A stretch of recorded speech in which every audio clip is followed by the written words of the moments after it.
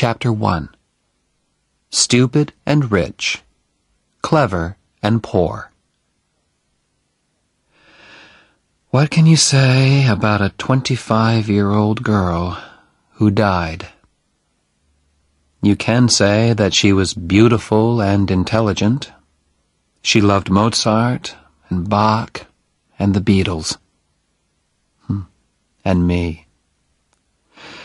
Once, when she told me that, I asked her who came first. She answered, smiling, "Like in the ABC." I smiled too. But now I wonder, was she talking about my first name? If she was, I came last, behind Mozart. Or did she mean my last name? If she did, I came between Bach and the Beatles. But I still didn't come first. That worries me terribly now. You see, I always had to be number one. Family pride, you see. In the autumn of my last year at Harvard University, I studied a lot in the Radcliffe Library. The library was quiet. Nobody knew me there. And they had the books that I needed for my studies. The day before an examination, I went over to the library desk to ask for a book. 2 girls were working there. One was tall and sporty. The other was quiet and wore glasses. I chose her and asked for my book. She gave me an unfriendly look. "Don't you have a library at Harvard?" she asked. "Radcliffe let us use their library," I answered. "Yes, Preppy, they do. But is it fair? Harvard has 5 million books. We have a few thousand." Oh dear, I thought. A clever Radcliffe girl. I can usually make girls like her feel very small. But I needed that damn book, so I had to be polite. "Listen, I need that damn book." "Don't speak like that to a lady, Preppy." "Why are you so sure that I went to prep school?" She took off her glasses. "You look stupid and rich," she said. "You're wrong," I said. "I'm actually clever and poor." "Oh, no, Preppy," she said. "I'm clever and poor." She was looking straight at me. All right, she had pretty brown eyes. And, okay, perhaps I looked rich. But I don't let anyone call me stupid. "What makes you so clever?" I asked. "I'm not going to go for coffee with you," she said. "Listen, I'm not going to ask you." "That," she said, "is what makes you stupid." Let me explain why I took her for coffee. I got the book that I wanted, didn't I? And she couldn't leave the library until closing time. So I was able to study the book for a good long time. I got an A in my exam the next day. I gave the girl's legs an A, too, when she came out from behind the library desk. We went to a coffee shop, and I ordered coffee for both of us. "I'm Jennifer Cavallari," she said. "I'm American, but my family came from Italy. I'm studying music." "My name is Oliver," I said. "Is that your first or your last name?" she asked. "First. My other name is Barrett." "Oh," she said. "Like Elizabeth Barrett, the writer?" "Yes," I said. "No relation." I was pleased that she hadn't said Barrett, like Barrett Hall. That Barrett is a relation of mine. Barrett Hall is a large, unlovely building at Harvard University. My great-grandfather gave it to Harvard long ago, and I am deeply ashamed of it." She was silent. She sat there, half smiling at me. I looked at her notebooks.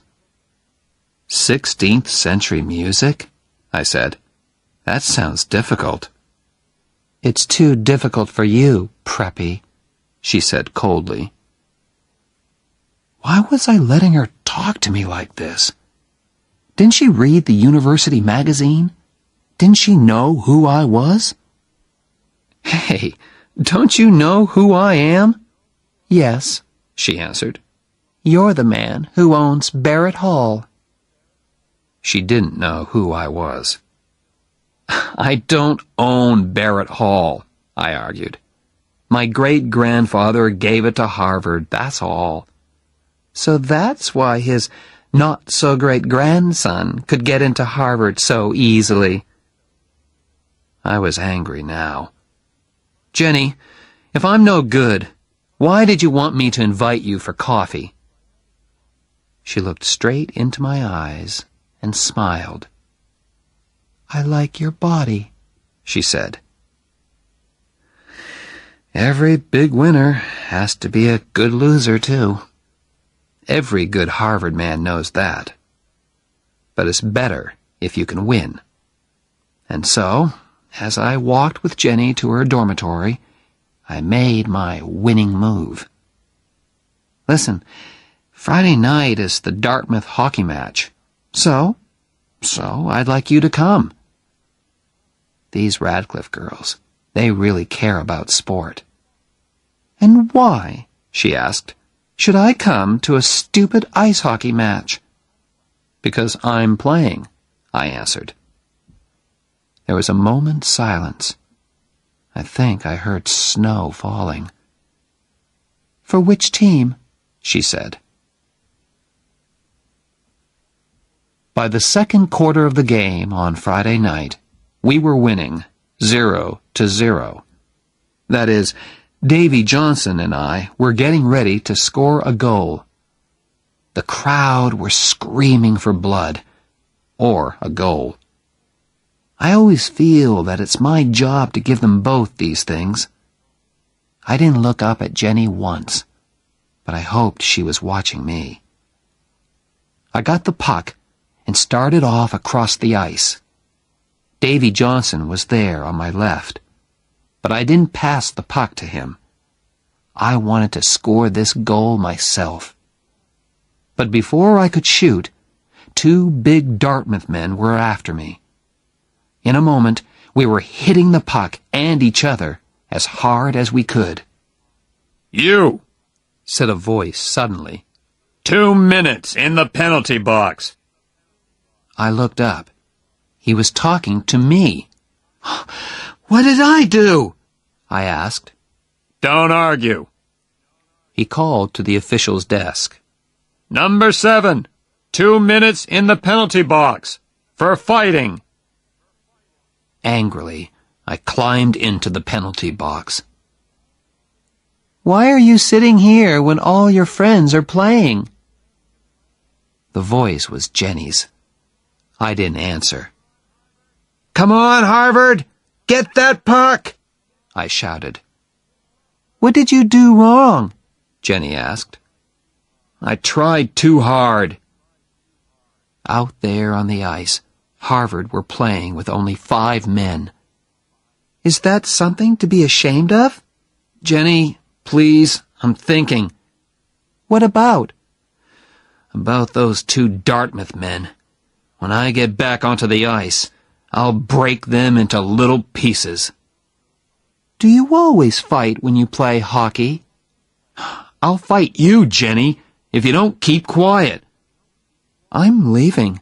Goodbye. I looked round, but she had gone. Just then, the bell rang. My 2-minute penalty had finished. I jumped onto the ice again. Good old Barrett! Shouted the crowd. Jenny will hear them shouting for me, I thought. But where was she? Had she left? As I went for the puck, I looked up into the crowd. Jenny was standing there. I took the puck and went towards the goal line. 2 Dartmouth players were coming straight at me. "Go, Oliver, go! Knock their heads off!" That was Jenny's voice above the crowd. It was crazily, beautifully violent. I pushed past one Dartmouth man. I knocked hard into the other. Then I passed the puck to Davy Johnson, and he banged it into the Dartmouth goal. The crowd went wild. In a moment, we were all shouting and kissing and banging each other on the back. The crowd were screaming with excitement. After that, we murdered Dartmouth. 7-0. After the match, I lay in the hot bath and thought with pride about the game. I'd scored 1 goal and helped to score another. Now the water felt wonderful on my tired body. Suddenly, I remembered Jenny. Was she still waiting outside? I hope so. I jumped out of that bath and dressed as fast as I could. Outside, the cold winter air hit me. I looked round for Jenny. Had she walked back to her dormitory alone? Suddenly, I saw her. "Hey, Preppy, it's cold out here." I was really pleased to see her, and gave her a quick kiss. "Did I say you could kiss me?" she said. "Sorry, I was just excited." I wasn't. It was dark and quiet out there in the cold. I kissed her again, more slowly. When we reached her dormitory, I did not kiss her goodnight. "Listen, Jenny, perhaps I won't telephone you for a few months." She was silent for a moment. "Why?" she asked at last. "But perhaps I'll telephone you as soon as I get back to my dorm." I turned and began to walk away. "Damn Preppy!" I heard her say. I turned again.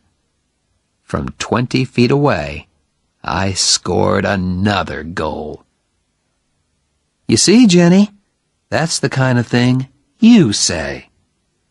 And when other people do it to you, you don't like it. I wished I could see the look on her face, but I couldn't look back. My pride wouldn't let me. When I returned to my dorm, Ray Stratton was there. He and I slept in the same room. Ray was playing cards with some of his football-playing friends. "Hello, Ollie," said Ray. "How many goals did you score?" "I scored 1, and I made 1, I answered. "With Cavalieri?"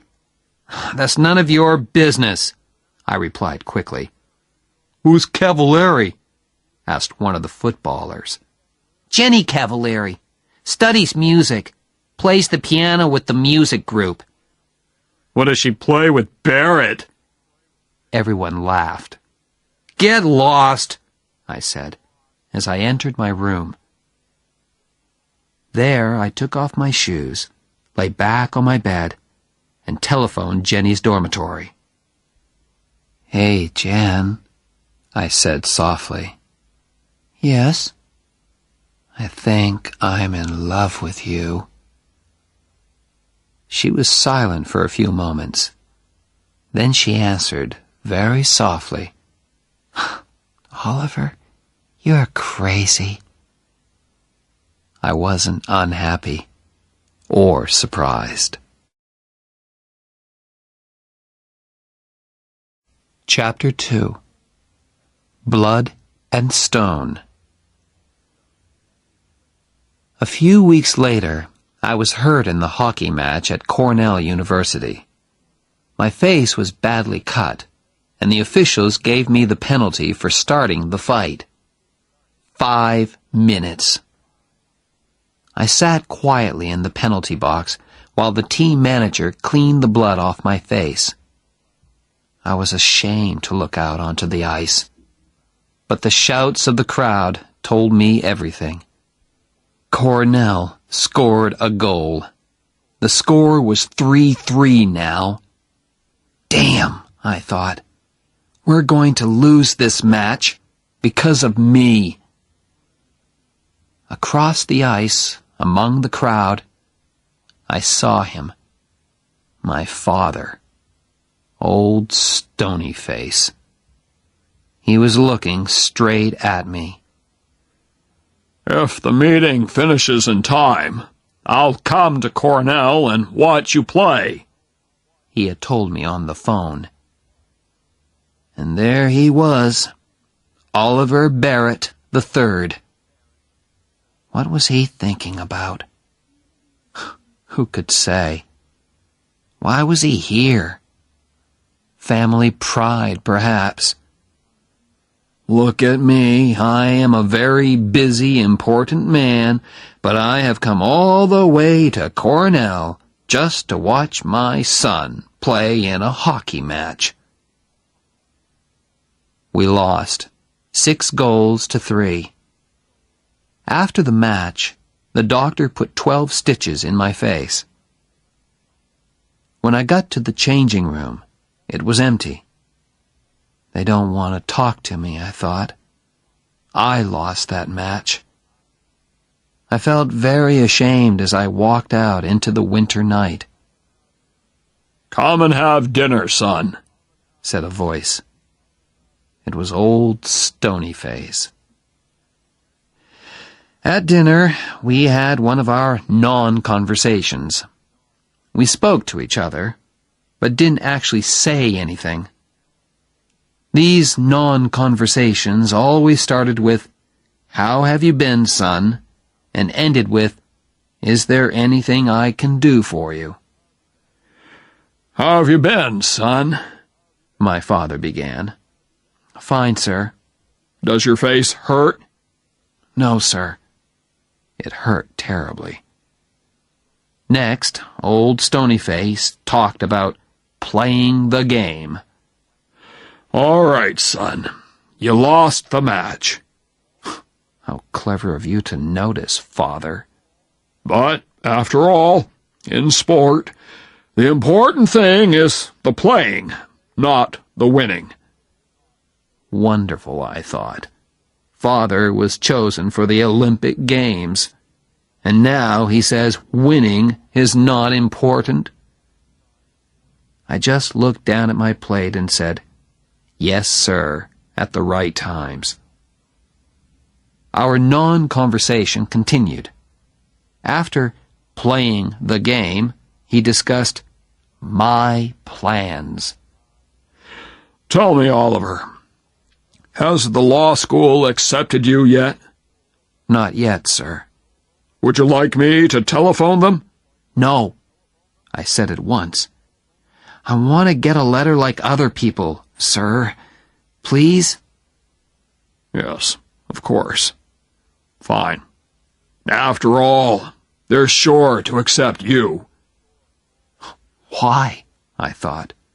Because I'm clever and successful? Or because I'm the son of Oliver Barrett III? The meal was as uninteresting as the conversation. At last, my father spoke again. "There's always the Peace Corps," he said suddenly. "I think the Peace Corps is a fine thing, don't you?" "Oh, yes, sir," I said politely. I knew nothing about the Peace Corps. "What do your friends at Harvard think about the Peace Corps?" he asked. "Do they feel that the Peace Corps is important in our world today?" "Yes, sir," I said politely, just to please him. After dinner, I walked with him to his car. "Is there anything I can do for you, son?" he asked. "No, Thank you, sir. Good night, sir. Our non-conversation was finished. He drove away. Yes, of course there are planes, but Oliver Barrett III chose to drive. My father likes to drive. Fast. And at that time of night, in an Aston Martin DBS, you can go very fast indeed. I went to telephone Jenny. That was the only good part of the evening. I told her about the fight. She enjoyed that. Her musical friends never got into fights. "I hope you hit the man who hit you," she said. "Oh, yes." "Good. I'm sorry I couldn't be there to watch you. Perhaps you'll hit somebody in the Yale match." I smiled. Jenny really made me feel better. Back at Harvard the next day, I called at her dorm. Jenny was talking to someone on the telephone in the hall. "Yes, of course." "Oh, yes, Phil. I love you too. Love and kisses. Goodbye." Who was she talking to? I had only been away 48 hours, and she had found a new boyfriend. Jenny did not seem ashamed. She kissed me lightly on the unhurt side of my face. "Hey, you look terrible." 12 stitches, Jen. "Does the other man look worse than you?" "Much worse. I always make the other man look worse." We walked to my MG sports car. "Who's Phil?" I asked, as carelessly as I could. "My father." I could not believe that. "You call your father Phil?" "That's his name. What do you call your father?" "Sir." He must be really proud of you. You're a big hockey star, and you're always successful in your exams." "You don't know anything, Jenny. He was good at exams and sport, too. He was in the Olympic Games." "My God! Did he win?" "No. Actually, old Stonyface was 6th, which makes me feel a little better." Jenny was silent for a moment. "Why do you hate him so much?" she asked at last. "I'm Oliver Barrett IV," I answered. "All Barretts have to be successful, and that means I have to be good at everything all the time. I hate it." "Oh, I'm sure you do," laughed Jenny. "You hate doing well in your exams. You hate being a hockey star." "But he expects it," I said. "If I'm successful, he isn't excited or surprised. He was a big success, and he expects me to be the same." I told her about our meal and our non-conversation after the Cornell match. But she didn't understand at all. "You say your father is a busy man," she said. "But he found time to go all the way to Cornell to watch you play. How can you say these terrible things about him when he drove all that way just to watch your hockey match? He loves you, Oliver. Can't you understand?" "Forget it, Jenny," I said. She was silent for a moment. "I'm pleased you have problems with your father," she said at last. "That means you aren't perfect." "Oh, you mean you are perfect?" "Of course not, Preppy. That's why I go out with you." Jenny loved to have the last word. Chapter 3. We Belong Together. I had not yet made love to Jenny. In the 3 weeks we had been together, we had held hands. Sometimes we had kissed, but that was all. Usually I moved much faster. Ask the other girls that I'd been out with. But Jenny was special. I felt different about her, and I didn't know what to say to her. "You're going to fail your exams, Oliver." We were studying in my room one Sunday afternoon. "Oliver, you'll fail your exams if you don't do some work." "I am working." "No, you aren't. You're looking at my legs." "Only once every chapter." "That book has very short chapters." "Listen, you aren't as good-looking as all that." "I know, but you think I am, don't you?" "Damn it, Jenny. How can I study when all the time I want to make love to you?" She closed her book softly and put it down. She put her arms around me. "Oliver, will you please make love to me?" It all happened at once. It was all so unhurried, soft and gentle. And I was gentle too. Was this the real Oliver Barrett IV? "Hey, Oliver, did I ever tell you that I love you?" said Jenny finally. "No, Jen." I kissed her neck. "I love you very much, Oliver." I loved Ray Stratton, too. He's not very clever or a wonderful footballer, but he was a good friend to me. Where did he go to study when I was in our room with Jenny? Where did he sleep on those Saturdays when Jenny and I spent the night together?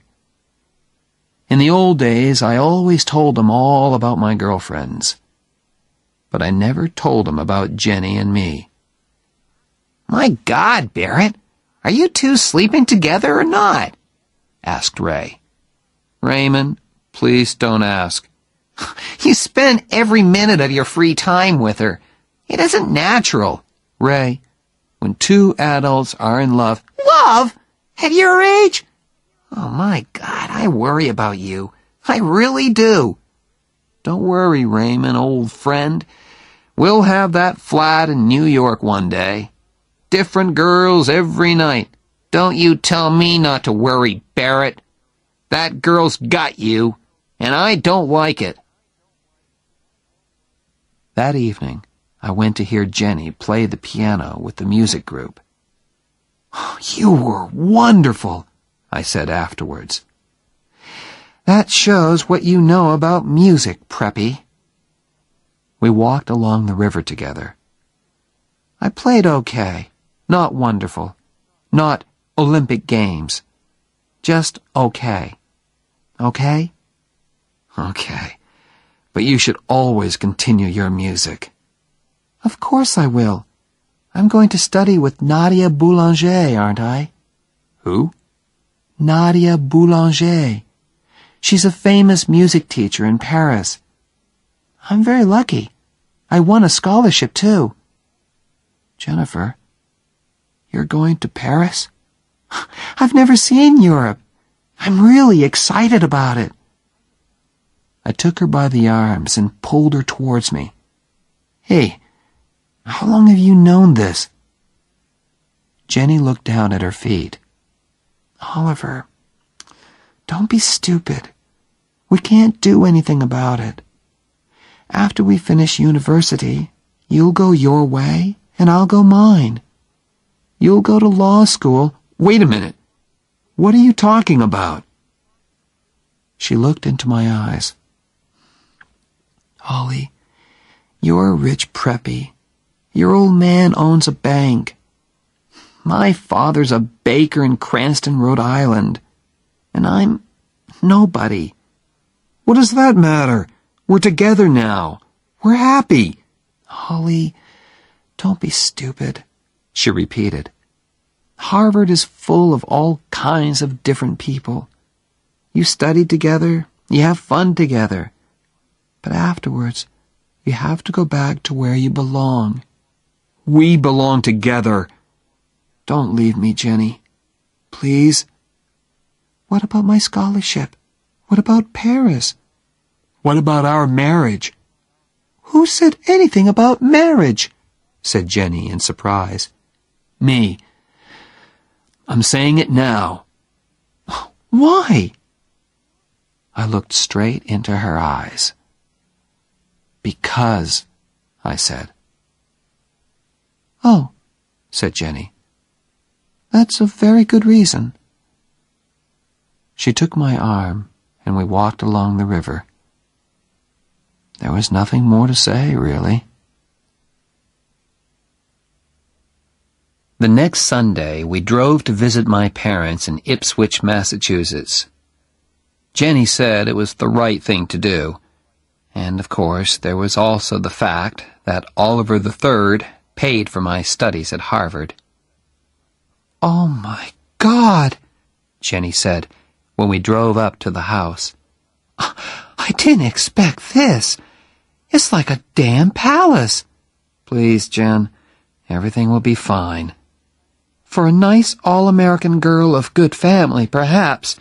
Not for Jennifer Cavallari, baker's daughter from Cranston, Rhode Island." Florence opened the door. She has worked for the Barrett family for many years. She told us that my parents were waiting in the library. We followed her past a long line of pictures of famous Barretts and a glass case full of silver and gold cups. "They look just like real silver and gold," said Jenny. "They don't give cups like those at the Cranston Sports Club." "They are real silver and gold," I answered. "Oh, my God! Are they yours?" "No, my father's." "Do you have silver and gold cups too, Oliver?" "Yes." "In a glass case, like these?" "No, up in my room, under the bed."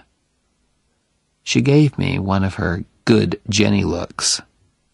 "We'll go and look at them later, shall we?" Before I could answer, we heard a voice. "Ah, hello there." It was old Stonyface. "Oh, hello, sir. This is Jennifer." "Hello there." He shook her hand before I could say her full name. There was a smile on his usually rock-like face. "Do come in and meet Mrs. Barrett, my wife, Allison.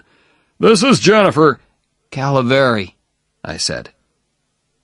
For the first and only time, I got her damn name wrong. "Cavallari," said Jenny politely. Mother and Jenny shook hands. All through dinner, Mother kept the polite small talk going. "So, your people are from Cranston, Jennifer?" said my mother. Mostly. My mother came from Fall River."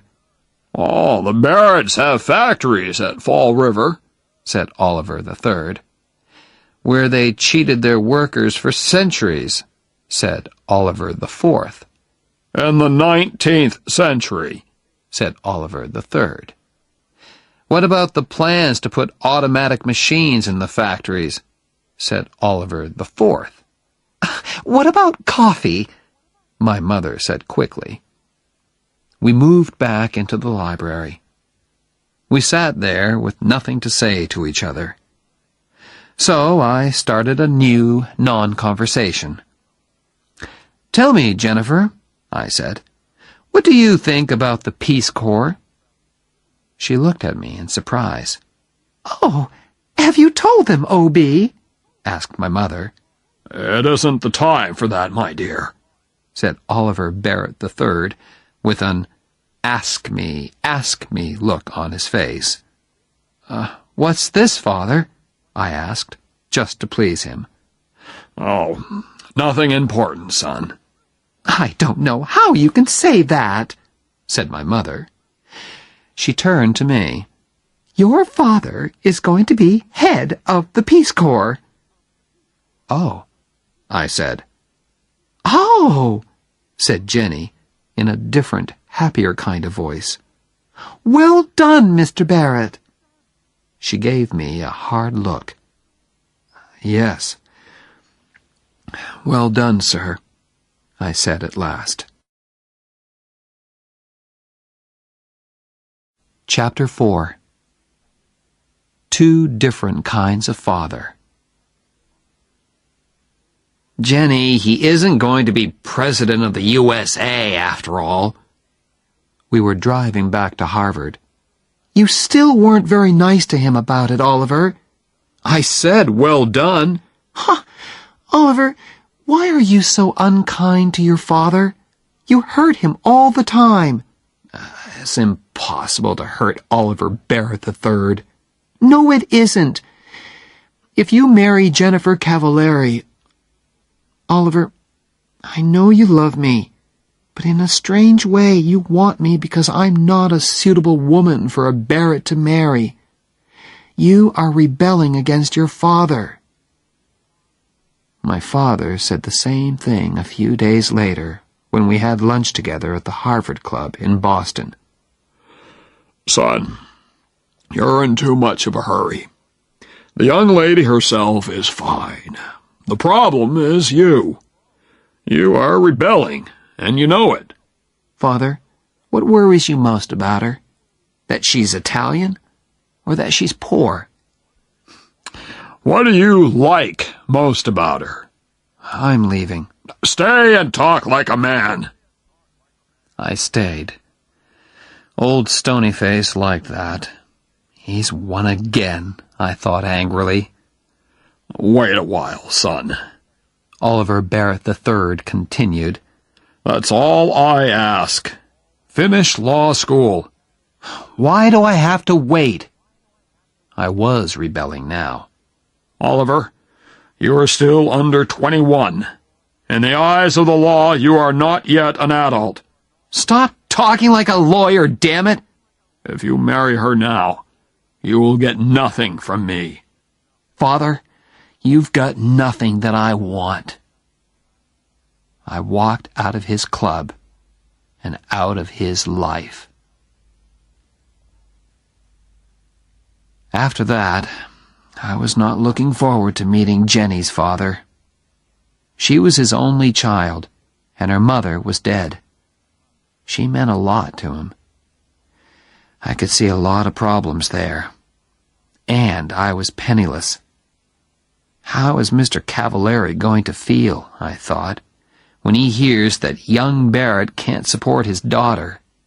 Worse, she will have to work as a teacher to support him while he is at law school. As we drove down to Cranston on that Sunday in May, I worried a lot about Mr. Cavallari's feelings. Tell me again, Jen. Okay. I telephoned him and he said okay. But what does he mean by okay?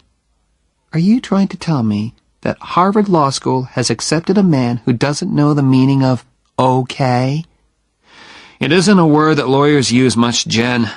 Just tell me again, please.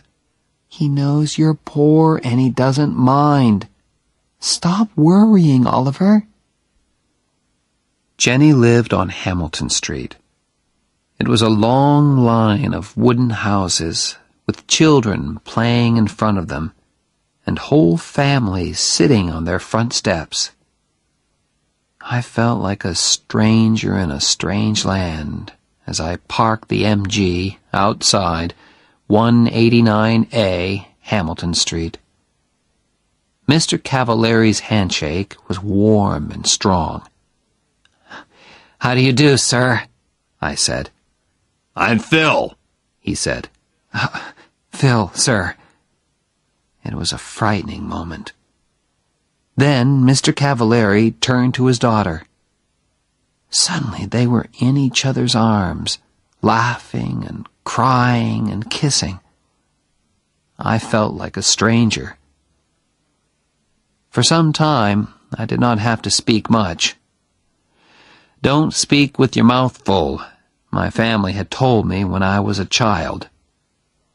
Phil and his daughter kept my mouth full all afternoon. I don't know how many Italian cakes I ate. Both Cavalieris were very pleased.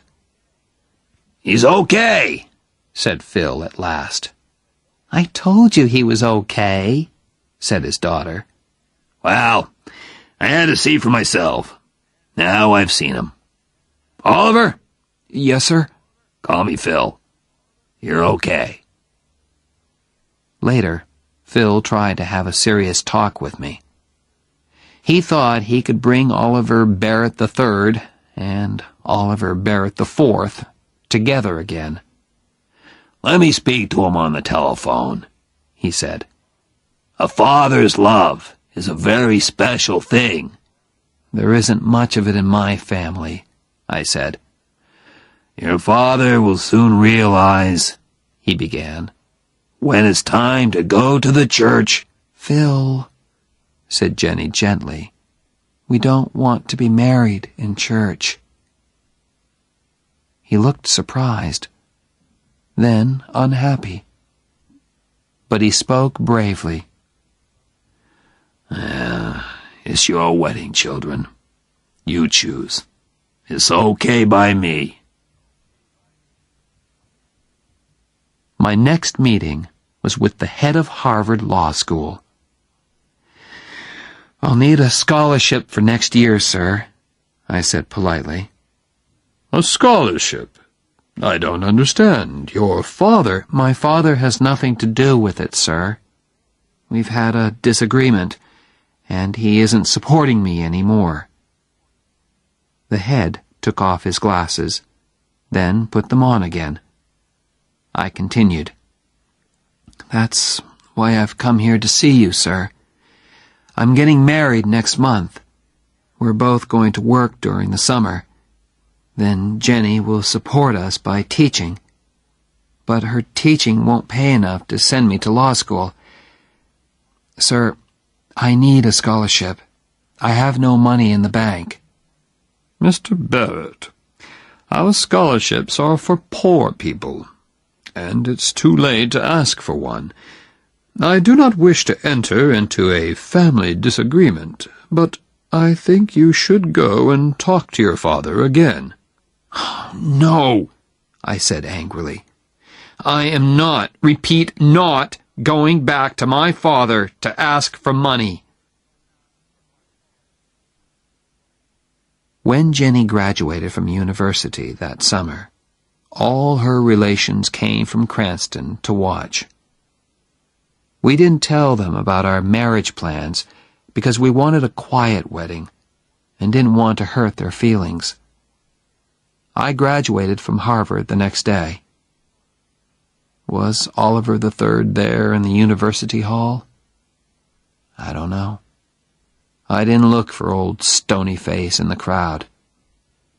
I gave my parents' tickets to Jenny and Phil. But as an old Harvard man, my father could sit with the class of 26. But why should he want to? I mean, weren't the banks open that day? The wedding was on the next Sunday. It was very quiet and very beautiful. Phil was there, of course, and my friend Ray Stratton. Jenny and I spoke about our love for each other and promised to stay together until death. Ray gave me the ring, and soon Oliver Barrett IV and Jennifer Cavalieri were man and wife. We had a small party afterwards, just the four of us. Then Ray and Phil went home, and Jenny and I were alone together. "Jenny, we're really married." "Yes. Now I can be as terrible to you as I like." Chapter 5. The First 3 Years. For 3 years, we had to make every dollar do the work of 2. All through the summer holidays, we worked at the boat club in Dennisport.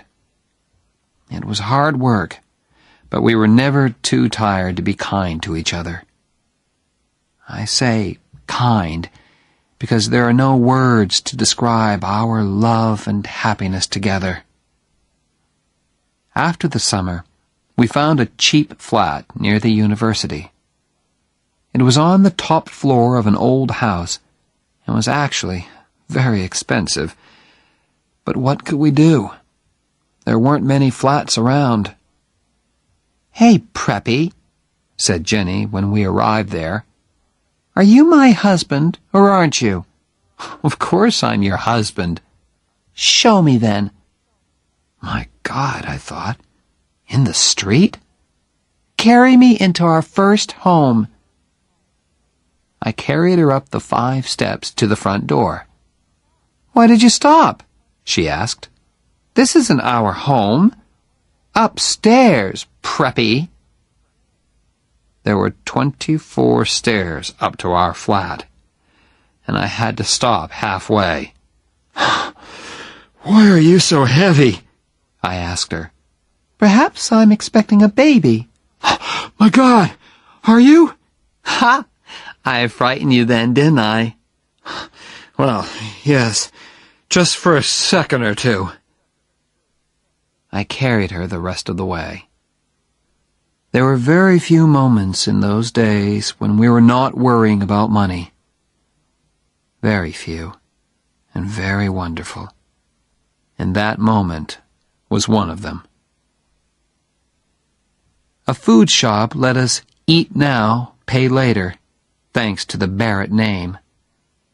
But our famous name did not help us in Jenny's work.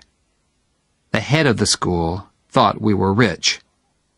"Of course, we can't pay our teachers very much," said Miss Whitman.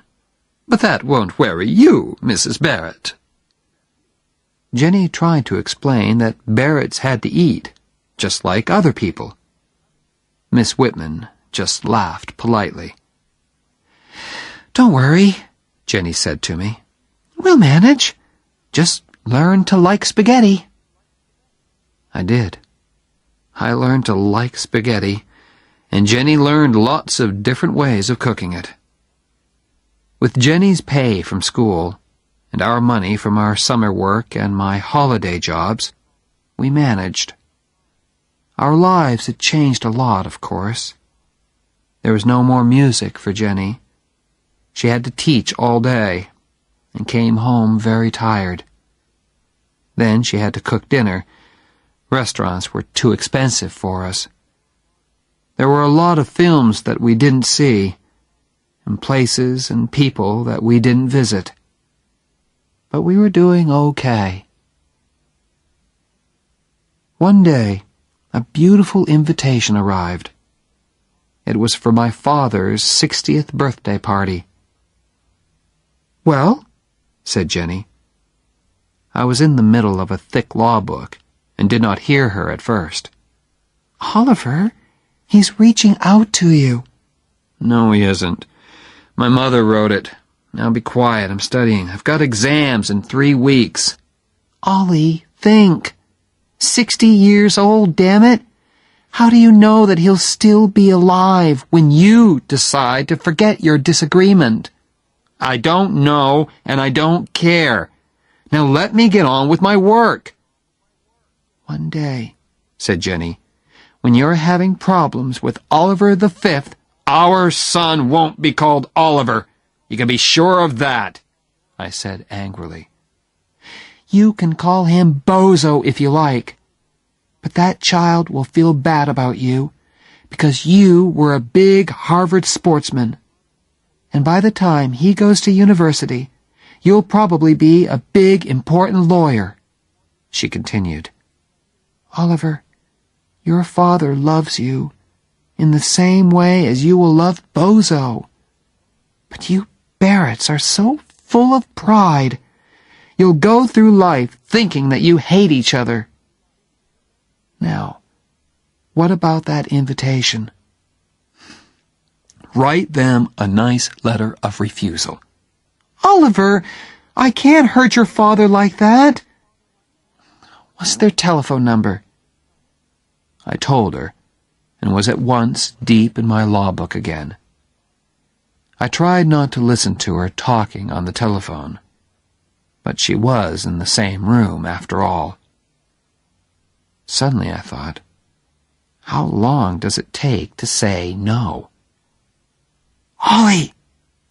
Jenny had her hand over the telephone mouthpiece. Ollie, do we have to say no? Yes, we do. And hurry up, damn it! I'm terribly sorry, she said into the telephone. She covered the mouthpiece again and turned to me. He's very unhappy, Oliver. Can you just sit there and let your father bleed? Stones don't bleed, Jen. This isn't one of your warm, loving Italian fathers. Oliver, can't you just speak to him? Speak to him? Are you crazy? She held the telephone towards me. She was trying not to cry. I will never speak to him. Ever, I said. Now she was crying, very quietly.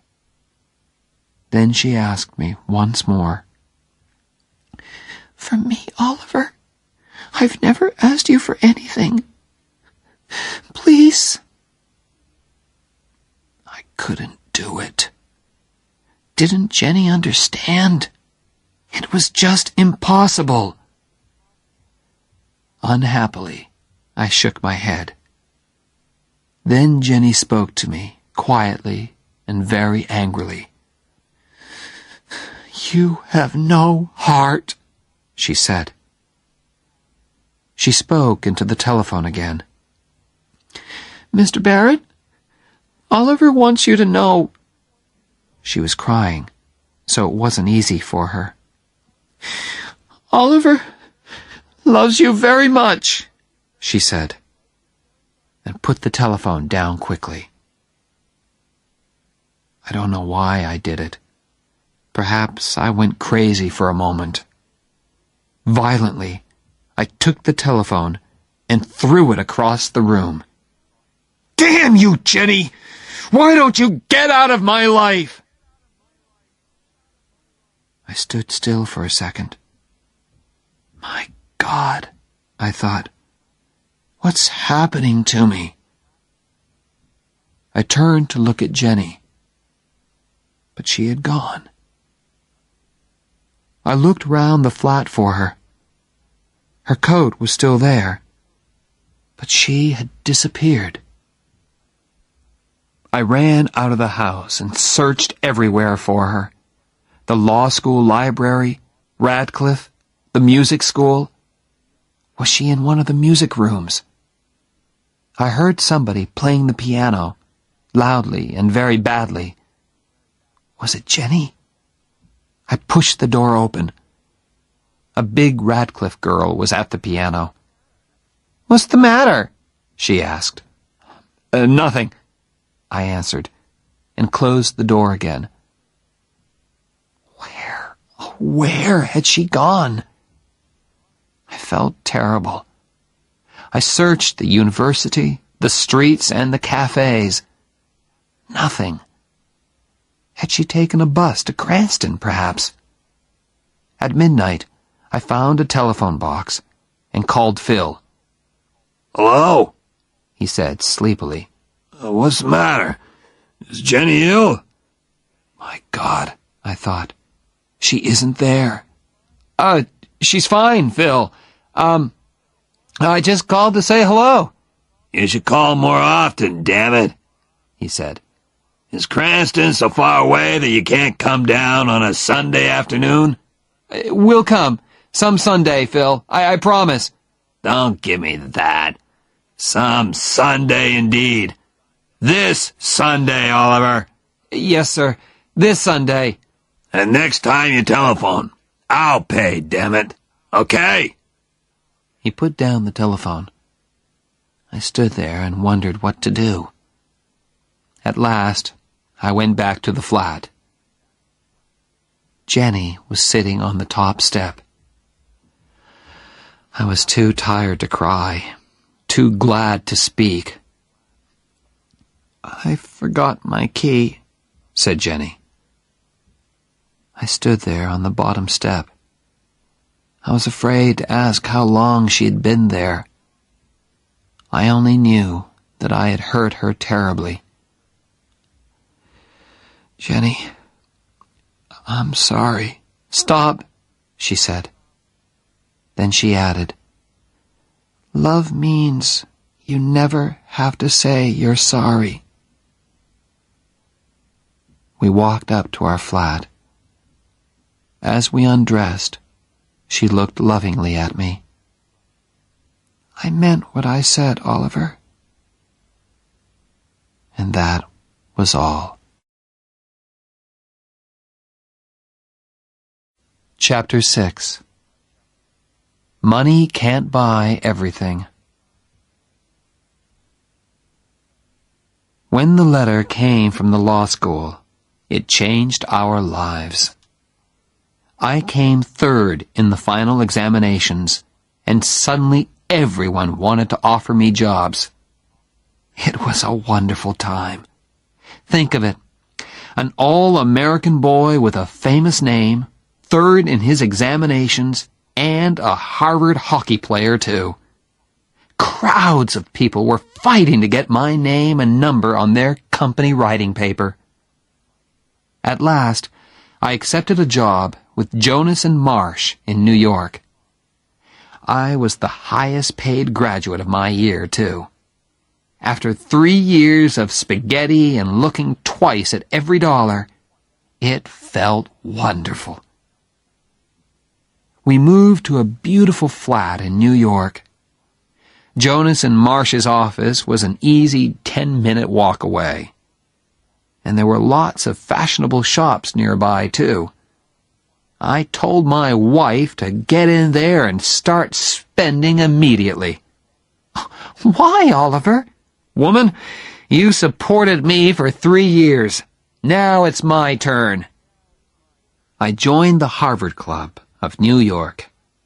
Ray Stratton was working in New York, too, and we played tennis together 3 times a week. My old Harvard friends discovered me once more, and invitations arrived.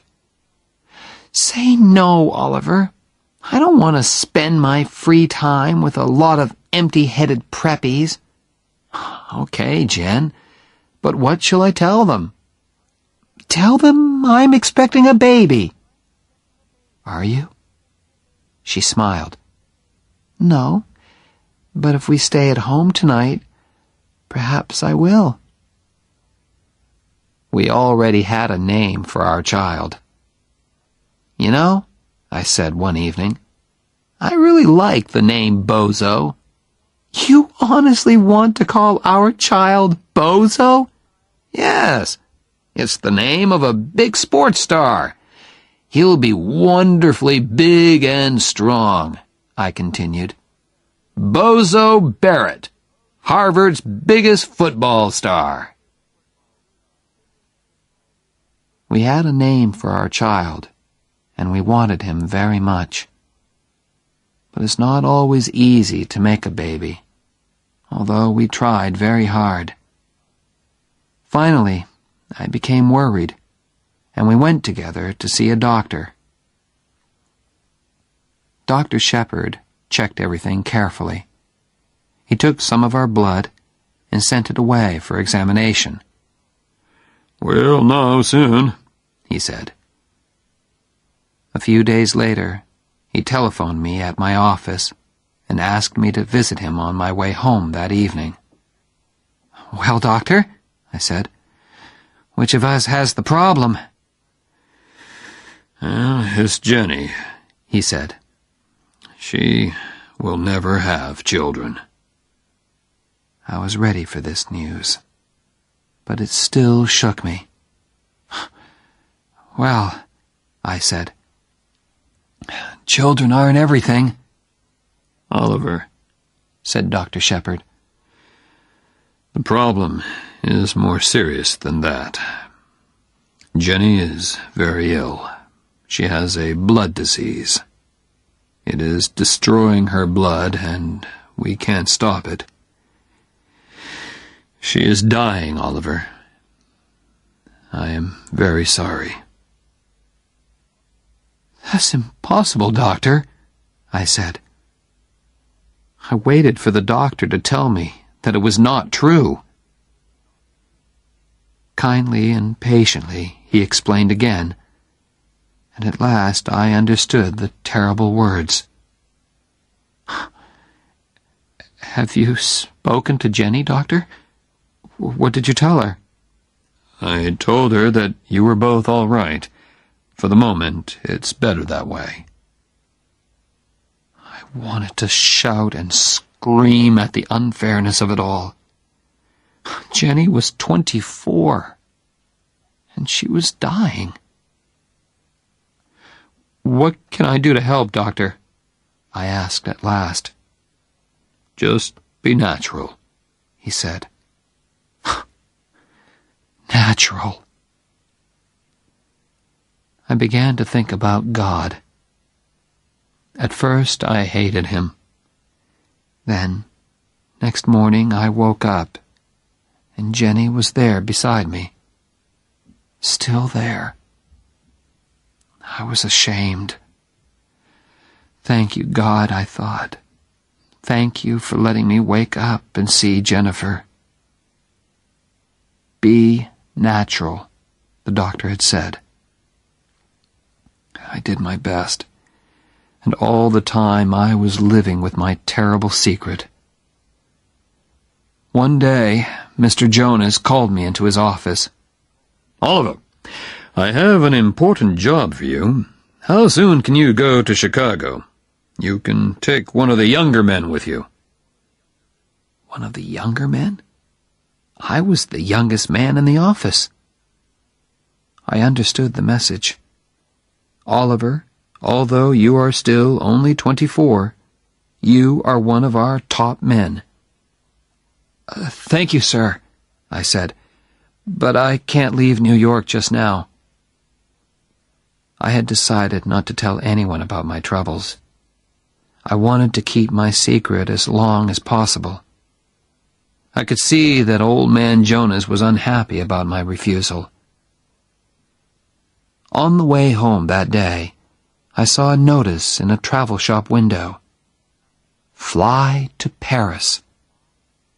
Suddenly, I remembered Jenny's words. What about my scholarship? What about Paris? I went into the shop and bought 2 tickets to Paris. Jenny was looking gray and tired when I got home.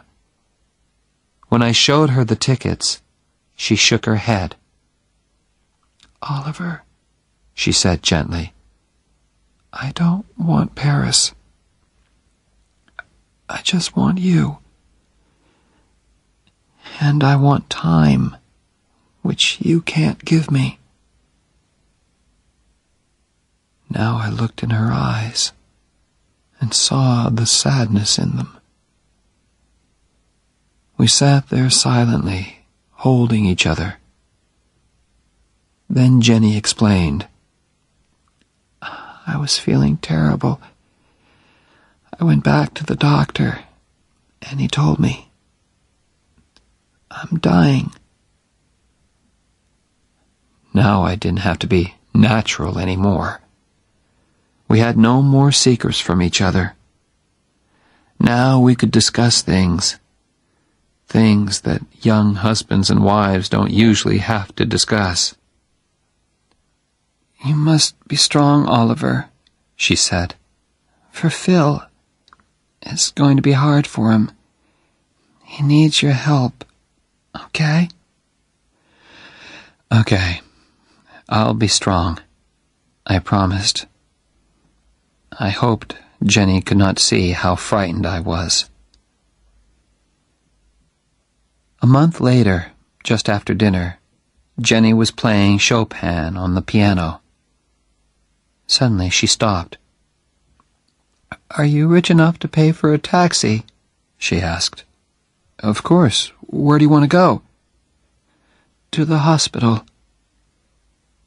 In the next few busy, worried moments, while I hurriedly packed a bag, I realized, this is it, I thought. Jenny is going to walk out of this flat and never come back. I wondered what she was thinking. She sat there, looking straight in front of her. "Hey," I said, "is there anything special that you want to take with you?" "No," she said. Then she thought again. "Yes, you." The taxi driver thought Jenny was expecting a baby. Is this your first?" he asked. I was holding Jenny in my arms, and I felt ready to explode. "Please, Holly," Jenny said to me softly. "He's trying to be nice to us." "Yes," I told the driver. "It's our first, and my wife isn't feeling very well, so can you hurry, please?" He got us to the hospital in 10 minutes. "Good luck," he called as he drove away. Jenny thanked him. She was having trouble walking. I wanted to carry her, but she said clearly, "Not this time, Preppy." So we walked. "Have you got health insurance?" they asked us in the hospital. No.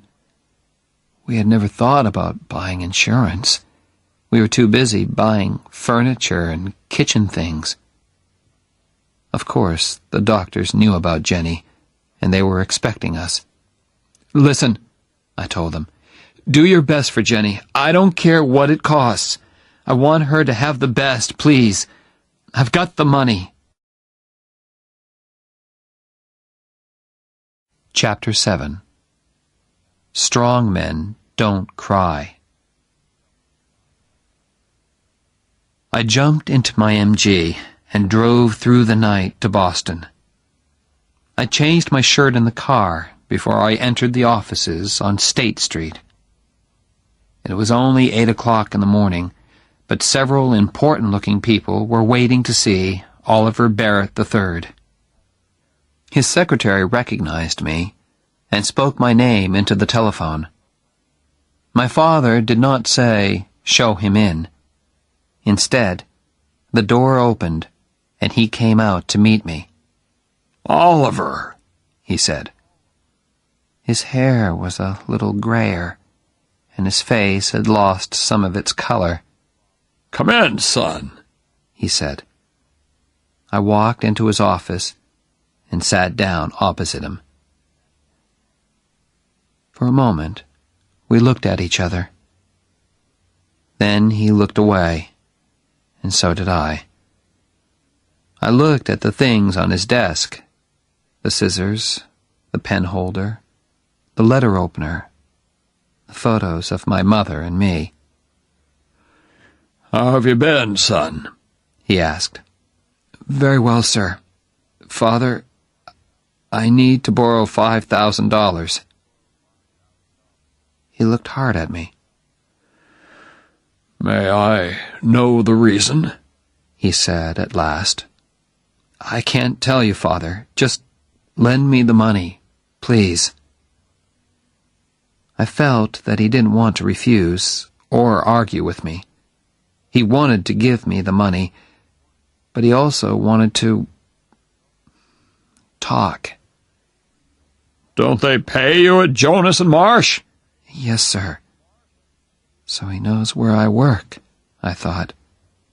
He probably knows how much they pay me, too. "And doesn't Jennifer teach, too?" Well, I thought, he doesn't know everything. Please leave Jennifer out of this, Father.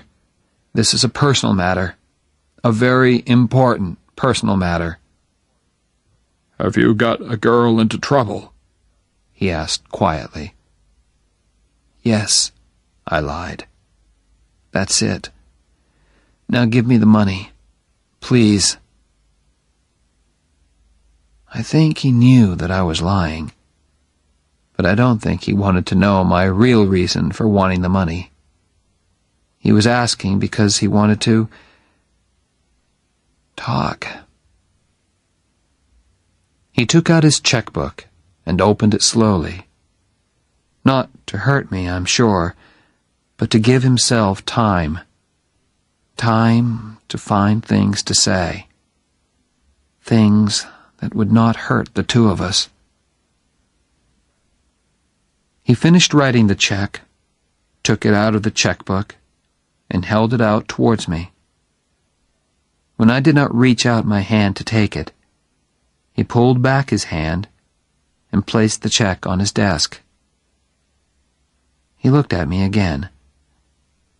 "Here it is, son," the look on his face seemed to say. But still he did not speak. I did not want to leave either, but I couldn't think of anything painless to say.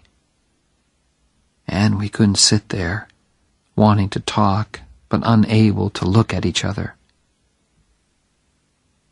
I picked up the check and put it carefully into my shirt pocket.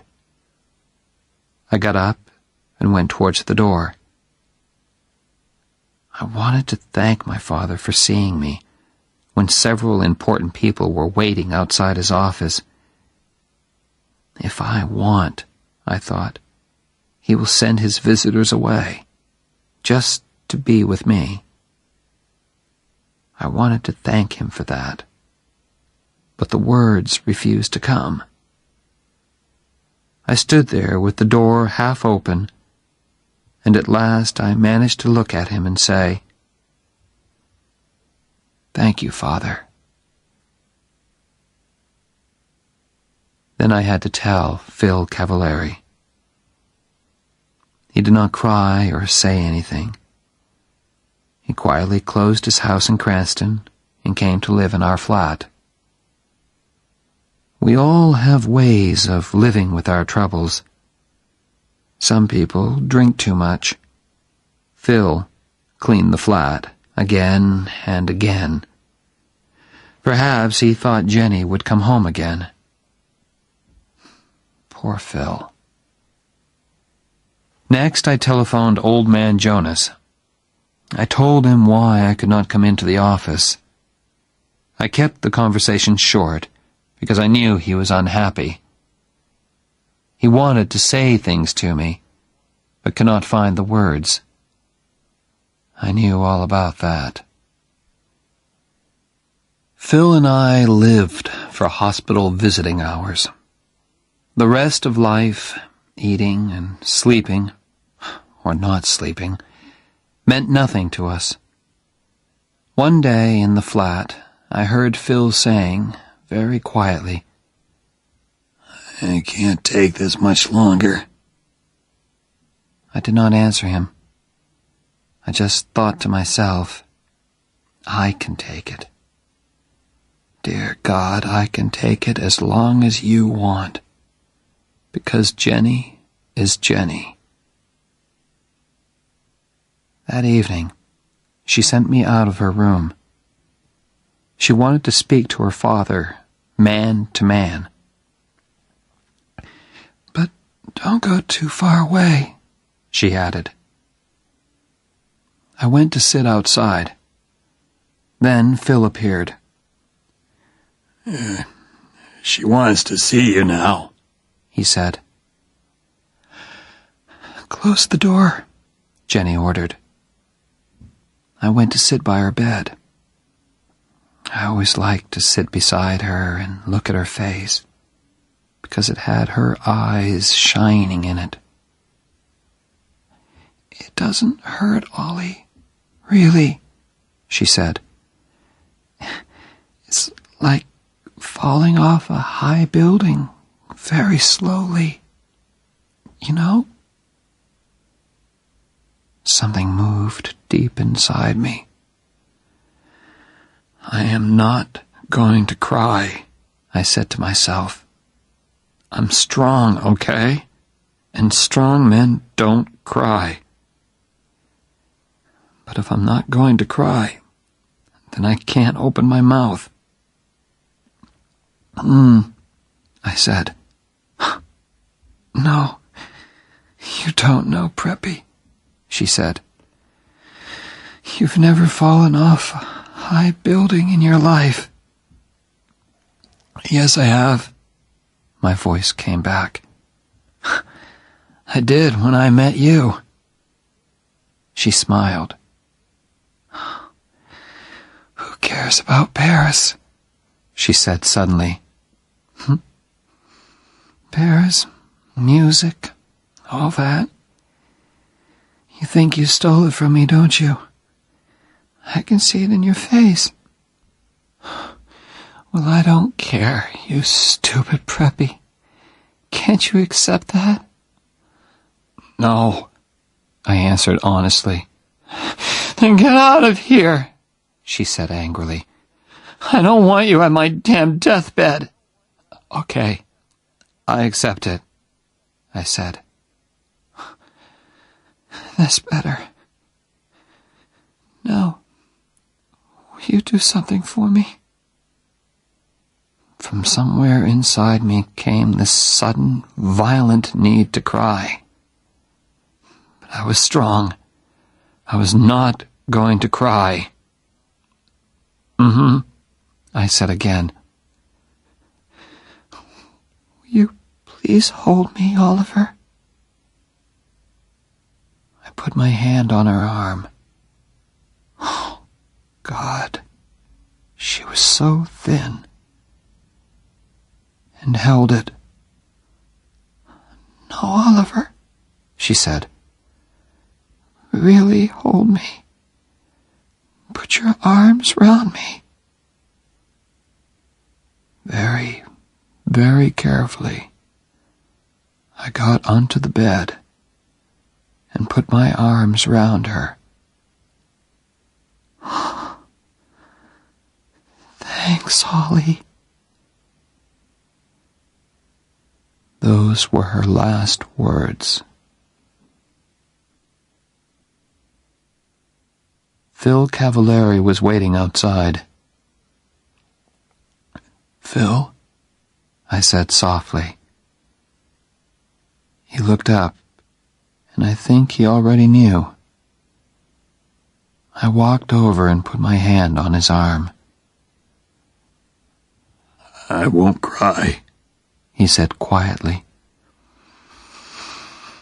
I'm gonna be strong for you. I promise, Jenny. He touched my hand very gently. But I had to be alone, to feel the night air, to take a walk, perhaps. Downstairs, the entrance hall of the hospital was very calm and quiet. The only noise was the sound of my footsteps on the hard floor. Oliver? It was my father. Except for the woman at the desk. We were all alone there. I could not speak to him. I went straight towards the door. But in a moment he was out there, standing beside me. Oliver, he said. Why didn't you tell me? It was very cold. That was good, because I wanted to feel something. My father continued to speak to me, while I stood still and felt the cold wind on my face. I heard this evening. I jumped into the car at once. I was not wearing a coat. The cold was starting to make me ache. Good. Good. Oliver, said my father. I want to help. Jenny's dead, I told him. I'm sorry, he said very softly. I don't know why I did it, but I repeated Jenny's words from long ago. Love means you never have to say you're sorry. Then I did something which I had never done in front of him before. My father put his arms round me, and I cried.